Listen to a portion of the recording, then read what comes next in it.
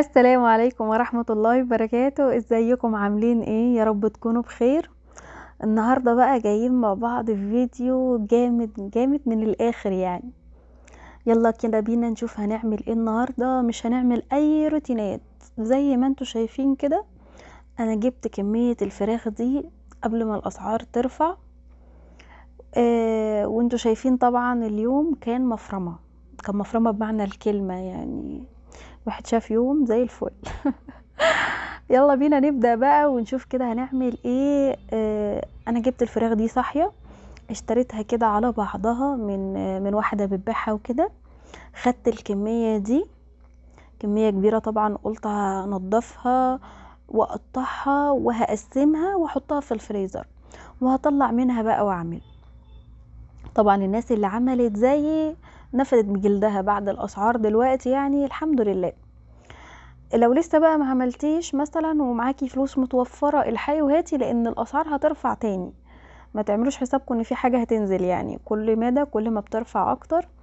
فلو قادرة انك تعملي كده اعملي كده. لو عندك فريزر او عندك مكان في الفريزر، الموضوع ده هيريحك جامد وهيسهل عليكي قوي. جبت كمية الفراخ دي وهي صاحية، دي فراخ بلدي تمام مش بيضة. عايزه تجيبي انتي بقى بيضه براحتك، بس انا بصراحه اللي كان قدامي ساعتها كان البلدي. فخدت الكميه بقى على بعضها يعني. ما بتشتري فرخه فرخه برضو بتبقى بسعر، غير ما بتشتري كميه مثلا من حد من الناس اللي بتربي والكلام ده. بتفرق جامد في السعر. انا كنت بربي زمان، او مش انا يعني، مع الاصح ماما كانت بتربي زمان. كان طبعا الاكل اللي بيبقى مننا ما كناش بنرميه. الاول كنا بنرمي، وبعد كده بقى ايه، قلت لا نجيب فرختين كده. بنجيب كتاكيت صغننه وكنا بنربيها كده فوق على السطح. كنا عاملين عشه صغيره وكنا بنربيهم زمان، والاكل بقى اللي كان بيفيض مننا كنت بحطه لهم. بس بصراحه من بعد العلف ما ابتدى اسعاره ترفع كل مره. وكمان الموضوع ده عايز مجهود وعايز حد فاضي يعني، عايز حد متفرغ بقى، طالع نازل. طبعا ماما ما كانتش بقى يعني في اواخرها بقى، ما كانتش قادره تطلع وتنزل كتير. فموضوع كان مجهد يعني، وانا ما فيش يعني هفضل طالعه نازله كل شويه. طبعا عايز نظافه عشان تنظفي كل شويه المكان بتاعهم. عايز اهتمام من الاخر يعني.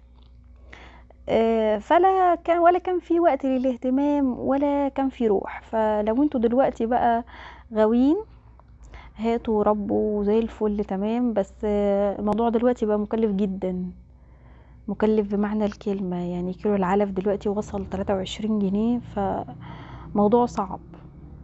فلو انتوا مثلا اكل بيبقى منكم كتير، اكل البيت ولا حاجة، هاتوا كتكوتين كده صغيرين وربوهم، هينفعوا برضو في الايام دي. بس حتى اكلنا احنا يعني بقى غالي، فالحمد لله. مش عارفة الواحد هيلحق على اكل الطيور ولا هيلحق على اكل البني ادمين. بس الحمد لله يعني. المهم ان انا جبت شوية الفراخ دي، قلت تنقذني شوية، وهحطها في الفريزر. هقسمها كده دبابيس والصدور طبعا فيها هسيبها على بعضها، وفيها هعملها شرايح بانيه. انا عارفة البلدي ما بيتعملش كل ده، بس اهو قلنا طعمه حلو وفي نفس الوقت مغذي ومفيد وتغيير اكل. ما انا مش هسلق كل ده، هنقضيها مسلوقة ومحشية، فالواحد هيزهق برضه. المهم ان انا سبت كام واحدة برضه، قلت هسلقهم كده واحشيهم واحمرهم عادي، والباقي كنت بقطعه كده. شكلت بقى شوية كده على شوية كده، وغلفتهم في اكياس وحطهم في الفريزر. بس الحاجة اللي انا ندمان عليها فعلا، وانا بقولها لكم اهو من موقعي ده، الناس اللي جابت فريزر انتوا فلتوا يا جماعة. اه والله العظيم انتوا فلتوا. يعني الحمد لله التلاجة كبيرة عندي يعني، 3 ادراج بتكفي. الفريزر عندي نظام ادراج، 3 ادراج وبيكفي والدنيا تمام. بس فعلا الفريزر نعمة.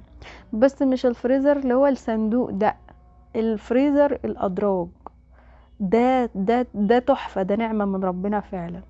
الناس اللي فلتت وجابت الفريزر الادراج ده، انتوا فلتوا يا جماعة. والله من موقعي ده بقول لكم انتوا فلتوا. لكن الصندوق ده تحسين انه عامل زي المغارة، مغارة علي بابا.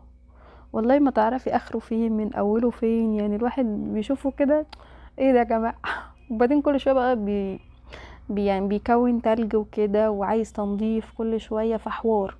لكن انا بالنسبه لي الادراج، يعني انا عندي الفريزر بتاع التلاجة عندي ادراج مريح جدا جدا، وتحطي فيه بياخد، يعني الدرج ما شاء الله بيشيل كتير. فمن موقعي ده انا ما كنتش حابه الفريزر، عماله اقول التلاجة ما هي زي الفل اهي وشغاله، من موقعي ده بقول لكم انتوا زي الفل.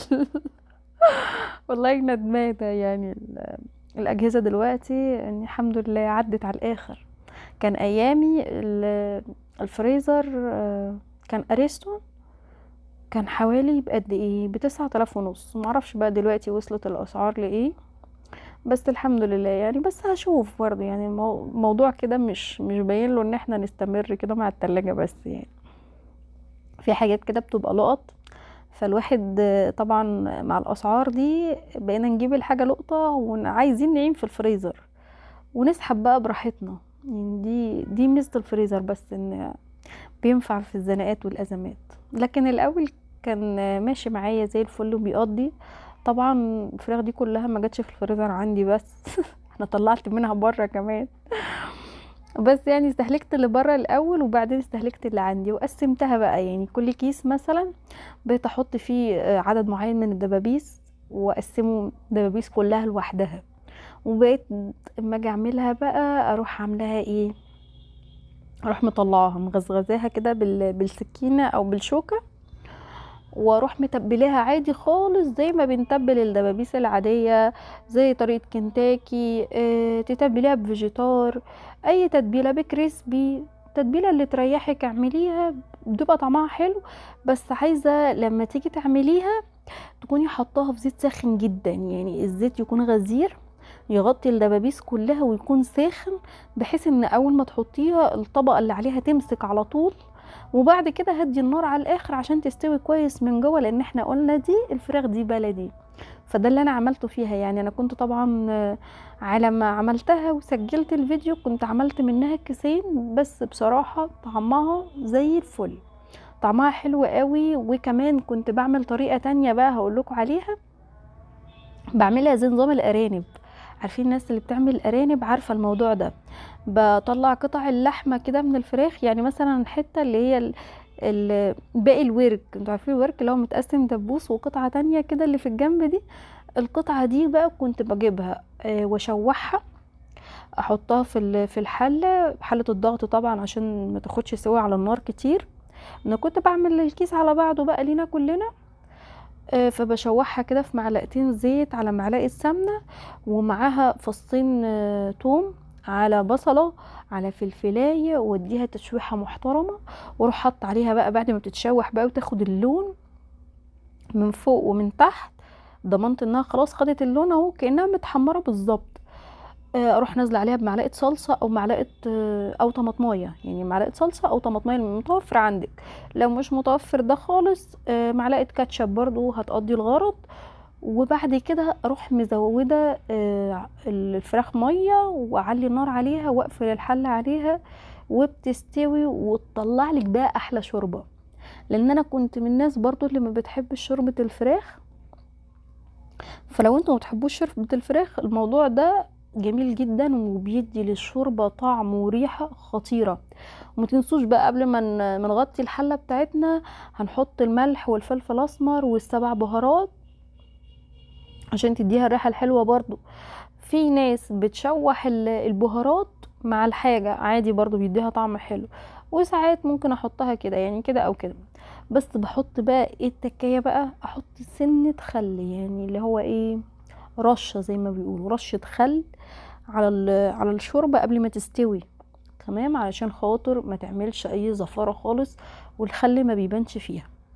مش عايزه، خايفه من موضوع الخل لما تغسليها. يعني هي اتنضفت اهي، انا نضفتها قبل ما هكيسها، انا غسلاها بدقيق وبخل وبليمون. المحلول ده تحفه في غسيل الفراخ، دقيق وخل وليمون، ويتنقعوا فيها حوالي ساعه، هتطلعي الفراخ من غير اي زفاره. يعني الطريقتين تمام. عايزه تحطي الفراخ في محلول النقع زي الفل، مش عايزه وعايزه تحطي مثلا ذره خل ذره على الشوربه، اوكي. انا ساعات بعمل ده او ده، وساعات بعمل الاتنين يعني عادي، بس الطريقتين ماشيين معايا زي الفل. بس ما نكترش في خل لو هنحط على الشوربه سنه، لكن طبعا لو هتحطي في المحلول زودي براحتك، وحطي ليمون عصوريه وحطي القشر بتاعه كمان. وفي الاخر خالص بتروحي بعد ما بتتنقع ساعه في المحلول ده، بتروحي طبعا شطفاها كويس جدا من الدقيق والخل والليمون. ممكن تحطي ملح برضو لو عندك ملح خشن، حطي عليها برضو، هيخلي الزفرة في حتة تانية خالص. مش هتلاقي زفرة اصلا. وكمان في حاجة بقى هقولكوا عليها علشان في ناس كتير ما تعرفوش. اكتر حاجة بتعمل زفارة بجد، اللي انتوا عارفين القفص الصدري بتاع الفرخة بيبقى فيه بواقي الكبدة والقناصة بتاعتها، دي اكتر حاجة بتعمل زفارة. يعني انتوا عارفين اللي هي حتة العظمة اللي ما بين الوركين في الظهر دي اكتر حاجة بتعمل زفارة.